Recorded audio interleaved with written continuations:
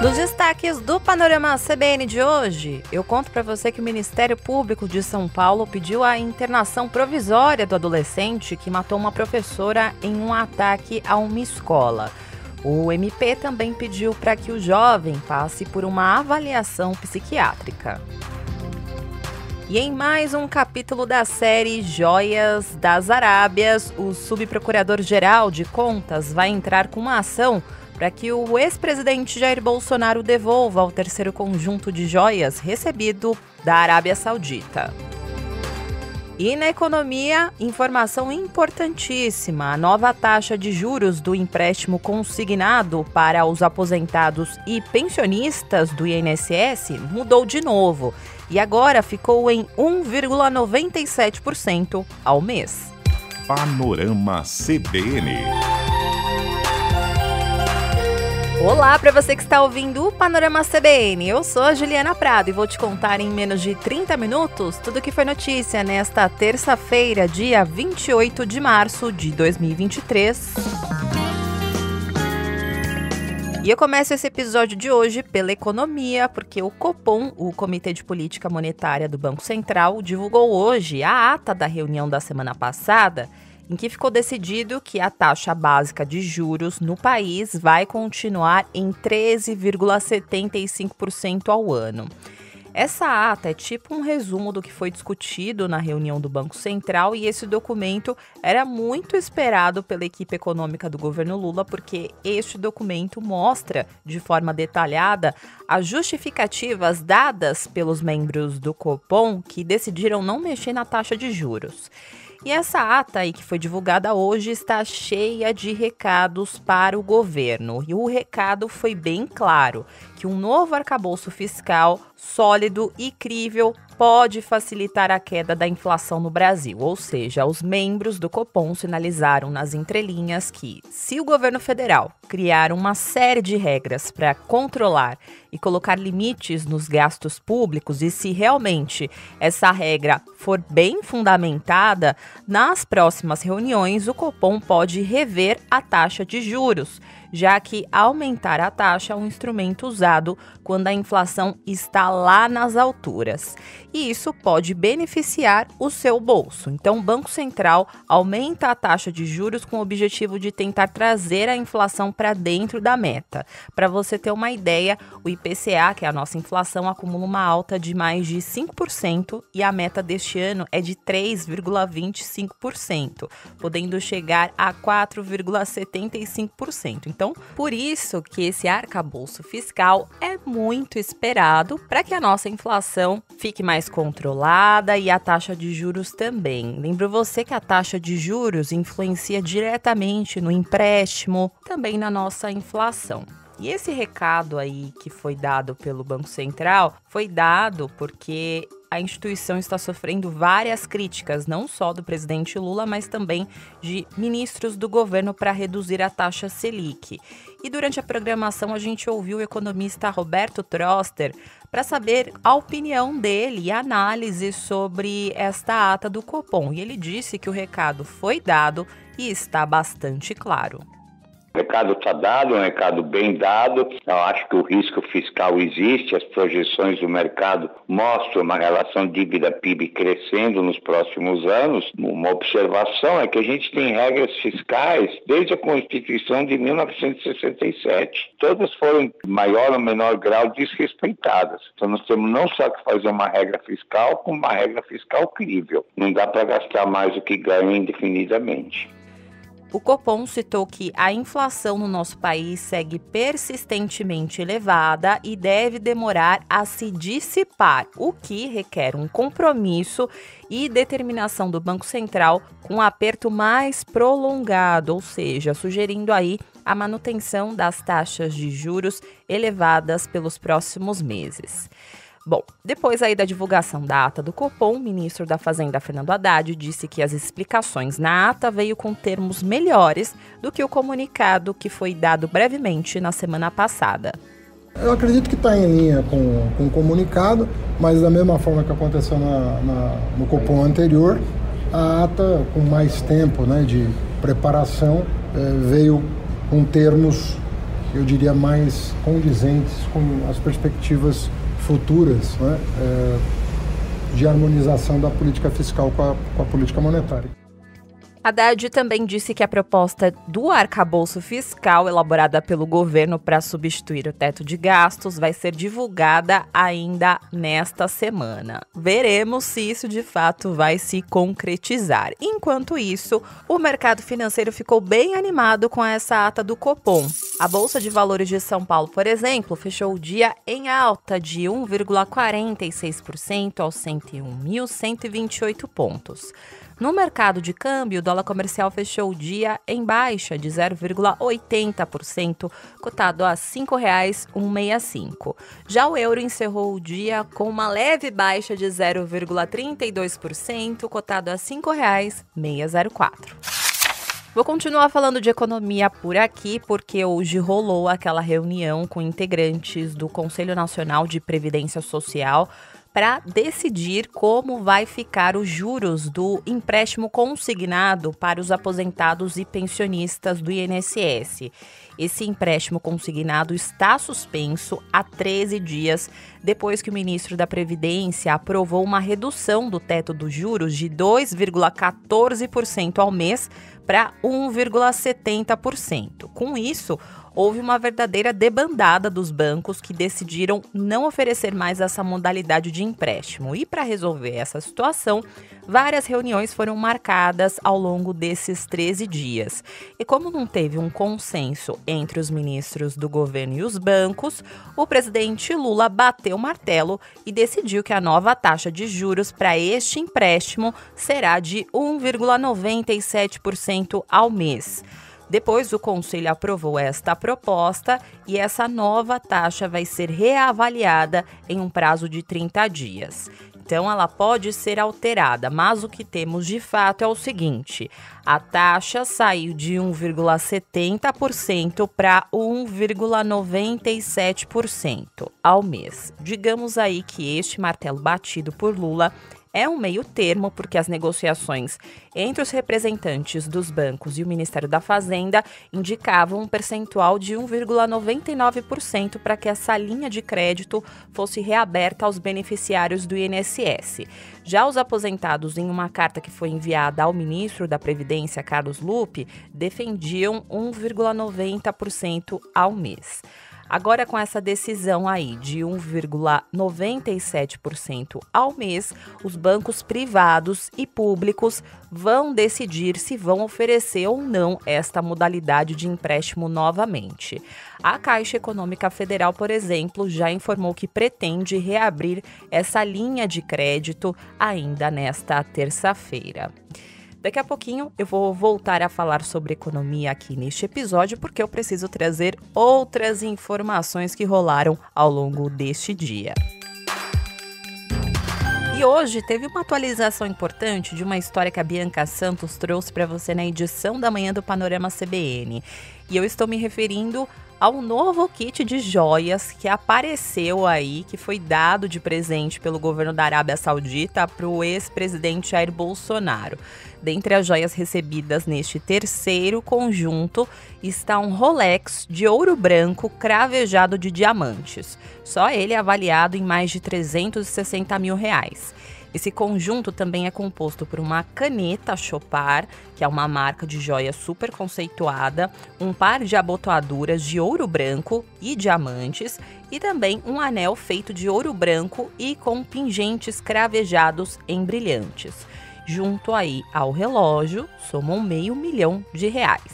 E a novidade do dia é que o jornal O Estado de São Paulo, que revelou este caso das joias, informou que o ex-presidente guardou joias e dezenas de outros presentes na fazenda do ex-piloto de Fórmula 1 Nelson Piquet, em Brasília. O jornal ainda apurou que tudo que foi destinado à propriedade de Piquet, que fica no Lago Sul, saiu pelas garagens privativas do Palácio do Planalto e também do Palácio da Alvorada. As informações apuradas pela reportagem do Estadão mostram também que houve o claro objetivo de Bolsonaro em ficar com os itens de maior valor, uma vez que apenas estes foram enviados para a propriedade de Nelson Piquet, enquanto outros itens, como cartas e livros, por exemplo, foram despachadas para o Arquivo Nacional do Rio de Janeiro e para a Biblioteca Nacional do Rio. Para esses itens, portanto, o entendimento foi que seriam bens do Estado brasileiro, enquanto as joias foram tratadas como bens pessoais.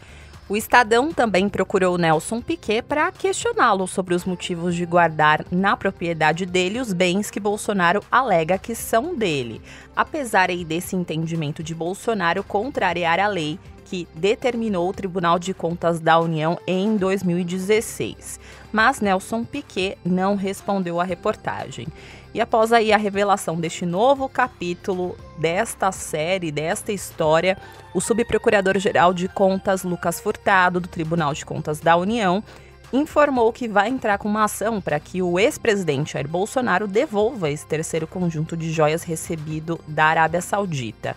Esse pacote que eu contei para você, avaliado em R$500 mil, teria sido recebido em 2019 pelo próprio então presidente Jair Bolsonaro, ao contrário dos outros 2 pacotes que foram trazidos pela comitiva do ex-ministro de Minas e Energia, Bento Albuquerque.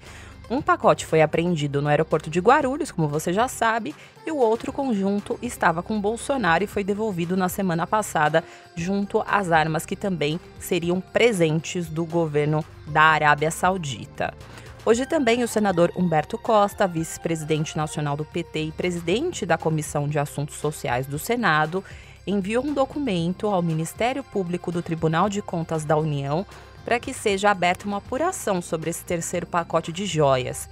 Ele ainda pediu no documento que seja pedido a apreensão das joias e que também seja aplicada uma multa pelo TCU, tendo em vista a conduta lesiva ao Estado brasileiro e que também sejam ampliadas as investigações para apurar as mais de 150 viagens do próprio ex-presidente Jair Bolsonaro e também comitivas à Arábia Saudita e se nessas viagens eles receberam mais presentes deste tipo. E essa revelação desse terceiro conjunto pode complicar ainda mais a situação de Bolsonaro, que pode ser denunciado por peculato na avaliação dos investigadores. A Polícia Federal deve abrir uma nova investigação deste caso nos próximos dias. Em nota, a defesa do ex-presidente Bolsonaro informou que os bens foram devidamente registrados, catalogados e incluídos no acervo da presidência, conforme a legislação em vigor. Além disso, a defesa diz que todo o acervo de presentes recebidos por Jair Bolsonaro será submetido à auditoria do Tribunal de Contas da União e que quaisquer presentes se encontram à disposição para apresentação e depósito, se for necessário. Falando sobre o governo Lula agora, a Comissão de Ética Pública da Presidência da República decidiu abrir hoje uma investigação para apurar a conduta do ministro das Comunicações, Juscelino Filho, que usou um avião da Força Aérea Brasileira para ir a São Paulo e participar de leilões de cavalo de raça. Com isso, o ministro passa a ser o primeiro investigado do governo Lula nesta comissão. A Comissão de Ética também vai analisar o uso de diárias e voos da FAB para participar desse evento particular. O ministro também esticou a diária no fim de semana. Juscelino Filho recebeu 4 diárias e meia no total e 24 horas após a reportagem do Estadão revelar o caso e quase um mês depois da viagem, o ministro das Comunicações decidiu devolver parte do pagamento que recebeu. Ele alegou falhas no sistema. O presidente Lula cobrou o ministro publicamente quando esse caso veio à tona, mas como o ministro faz parte do União Brasil, Lula decidiu mantê-lo para não perder apoio do partido no Congresso. Falando em Congresso, hoje o presidente do Senado, Rodrigo Pacheco, teve uma reunião com o presidente da Câmara, Arthur Lira, para resolver aquele impasse sobre o rito da tramitação das medidas provisórias. Hoje o presidente do Senado, Rodrigo Pacheco, disse que houve um avanço nas negociações, mas que vai levar essas informações para outros senadores. Só para te situar rapidamente, as medidas provisórias são normas editadas pelo presidente da República que têm força de lei assim que são publicadas no Diário Oficial da União.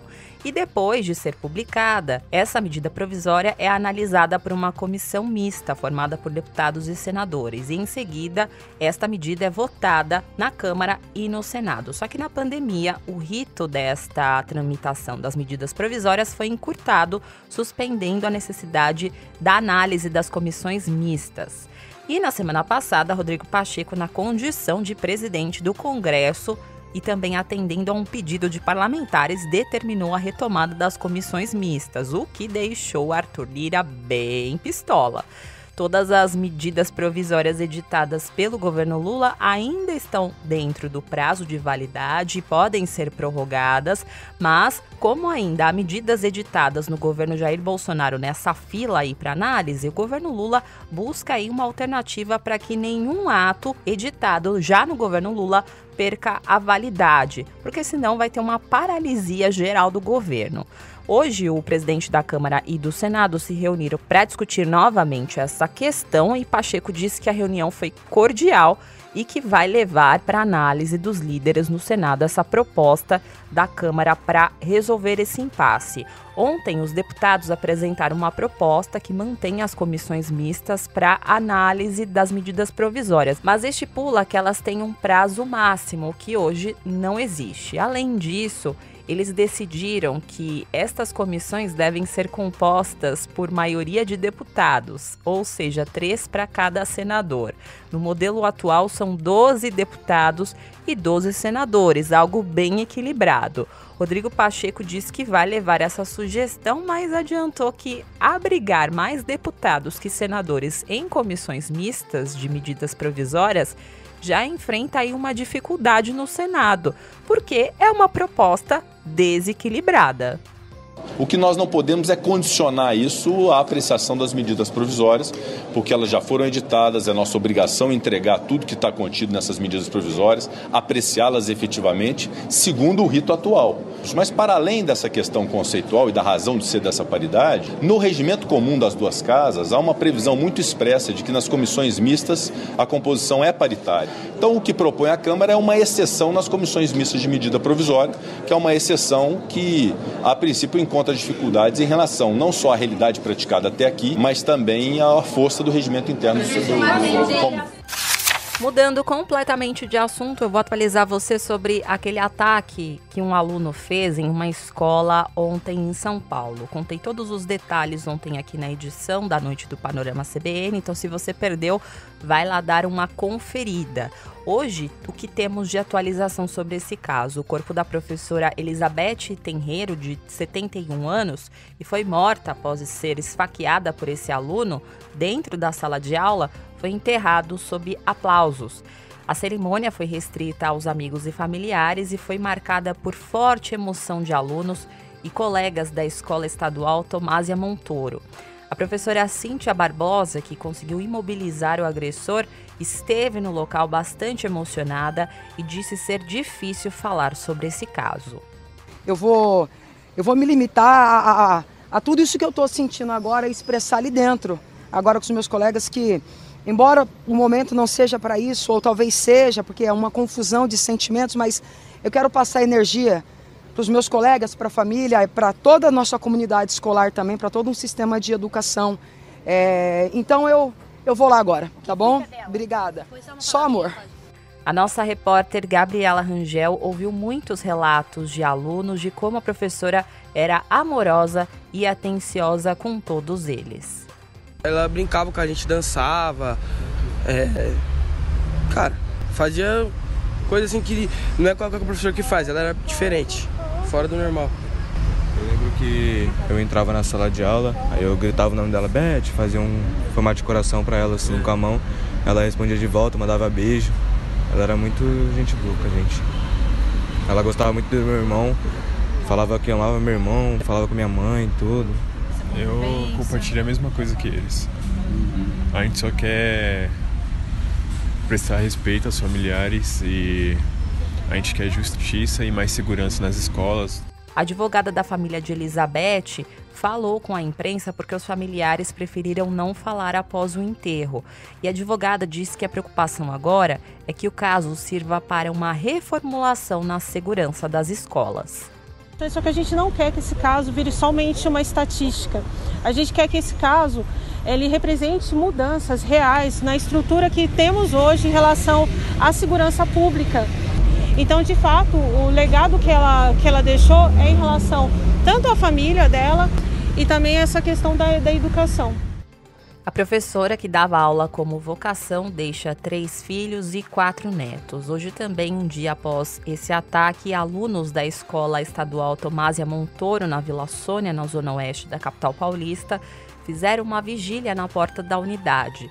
Professores de outras instituições de ensino e moradores da região também foram ao local em ato de solidariedade. Na parte da investigação desta história, hoje a Polícia Civil informou que vai pedir a quebra do sigilo dos aparelhos eletrônicos do adolescente autor desse ataque à faca. O objetivo é apurar se ele teve apoio de alguém ao planejar esse ataque. A delegacia responsável pelo caso vai analisar uma conversa que a CBN teve acesso em que o menor pediu um isqueiro e uma gasolina a uma colega na escola onde ele estudava anteriormente. A polícia também avalia ouvir essa aluna que disse em entrevista ao nosso repórter Leandro Gouveia que foi convidada pelo menor a participar do ataque de ontem. Fiquei meio com um trauma, assim, porque o menino, ele andava comigo e pediu pra mim participar. Só que eu não sabia que ele ia fazer de verdade. Ele até chegou e falou, nossa, se alguém te amasse pra fazer isso e aquilo comigo, você aceitaria? Aí eu peguei e falei que não, e pá. Ele me pediu e ele tentou invadir minha sala. Eu fiquei morrendo de medo, ele vem querer fazer alguma coisa comigo. Ele pediu pra fazer o quê? Pra você participar do quê? Do que ele fez hoje. Ele pediu pra mim ajudar ele no massacre e tudo mais. Eu falei não, e eu fiquei com medo dele vir atrás de mim. Hoje também o Ministério Público de São Paulo pediu a internação provisória do adolescente que está na Fundação Casa e também pediu que o jovem passe urgentemente por uma avaliação psiquiátrica. Agora, a Justiça de São Paulo deve decidir sobre esse pedido. Agora eu vou falar da pandemia de Covid-19, porque hoje o Brasil alcançou a marca de 700 mil mortes pela doença. Somente os Estados Unidos tinham essa marca. Esse número é registrado 3 anos após a primeira morte pela doença no país. Já a marca de 600 mil mortos foi atingida 1 ano e 5 meses atrás, seguida aí de uma tendência de desaceleração, graças à campanha de vacinação. Os dados que eu contei para você foram divulgados hoje pelo Ministério da Saúde. Voltando a falar de economia, hoje o grupo Petrópolis, dono das marcas de cerveja Itaipava, Cristal e Petra, entre outras, entrou com um pedido de recuperação judicial na Justiça do Rio de Janeiro. As dívidas da empresa somam 4,2 bilhões de reais.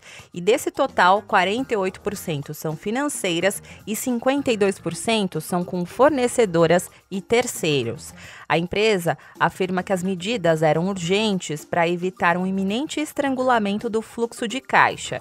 E a urgência também se justificava pelo fato de que ontem vencia uma parcela de 105 milhões de reais de uma dívida financeira da empresa. De acordo com o processo em que pediu a recuperação, o grupo enfrenta uma crise de liquidez há 18 meses, decorrente da redução de receita. No ano passado, a empresa vendeu 24,1 milhões de hectolitros de bebidas, o que representa uma queda de 23% na comparação com 2020. Essa redução significou um recuo de 17% na receita bruta desse período.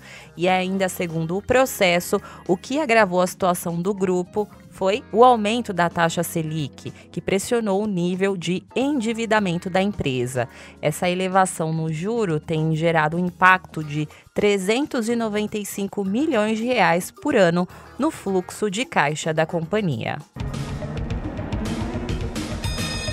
No noticiário internacional, hoje a França enfrentou o 10º dia de mobilização nacional contra a reforma da Previdência, que aumenta a idade mínima da aposentadoria de 62 para 64 anos.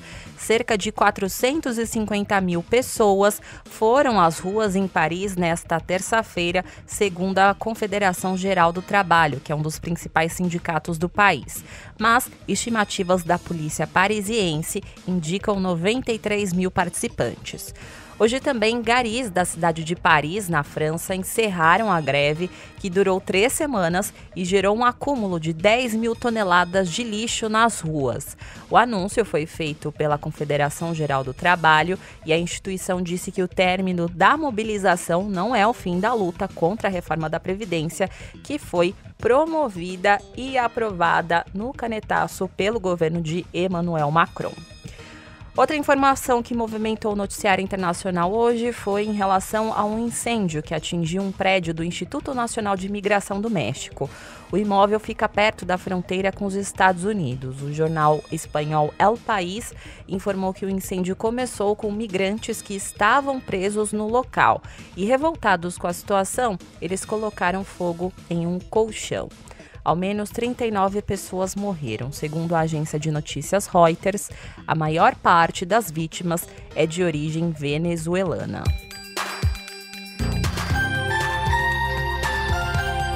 Agora eu vou indo nessa. Muito obrigada pela companhia de hoje. O roteiro e a produção deste episódio foram feitos por mim. A montagem e a sonorização são do Anderson Wendel, o Tico. E você pode me encontrar lá nas redes sociais, no @Juliana_Deprado no Twitter, e no Insta é só procurar por @JulianaDeprado. E tem também o e-mail juliana.prado@cbn.com.br.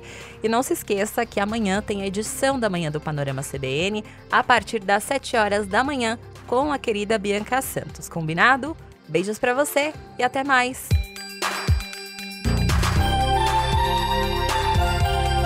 Panorama CBN. As principais notícias do dia em menos de meia hora.